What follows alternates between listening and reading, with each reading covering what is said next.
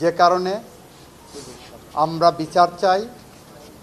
বাংলাদেশের গত জুলাই বিপ্লবে মানুষকে হত্যা করা হয়েছে, বাংলাদেশে গত জুলাই বিপ্লবে মানুষকে পঙ্গু করা হয়েছে। এই পরিস্থিতিতে এটা একটা অপরাধ আমাদের প্রচলিত আইনে। সে কারণে আমরা অপরাধের বিচার চাইতে এসেছি এবং সেই বিচারের সর্বোচ্চ সাজা যেটা সেইটা আমরা প্রার্থনা করেছি।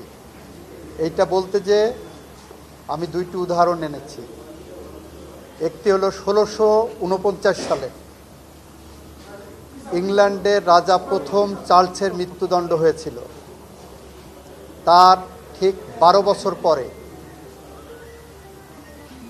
যে ব্যক্তি গণতান্ত্রিক সংগ্রামের মধ্য দিয়ে এসে ক্ষমতা দখল করে গণতান্ত্রিক সংগ্রামের মধ্য দিয়ে ক্ষমতায় যে গণহত্যার সাথে এবং মানবতা বিরোধী অপরাধের সাথে সম্পৃক্ত হয়েছিলেন, ইংল্যান্ডের শাসক ছিলেন, তার নাম ছিল অলিভার ক্রমওয়েল। তাকে মৃত্যুদণ্ডটা কিভাবে দেওয়া হয়েছিল আমরা বলেছি আমরা ওই রকম মৃত্যুদণ্ড চাই না।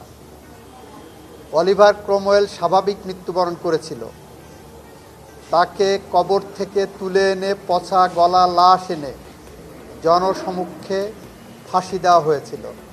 পরবর্তীতে দেহের একটি অংশ কবরে পাঠানো হয় এবং মস্তিষ্ক খুলির মধ্যে রড ঢুকিয়ে 20 বৎসর ওয়েস্টমিনস্টার অ্যাবেতে ওখানে ঝুলিয়ে রাখা হয়েছিল। 300 বছর পরে সেই লাশ ক্যামব্রিজের সাসেক্স বিশ্ববিদ্যালয়ে কেটে সমাধিস্থ করা হয়েছে।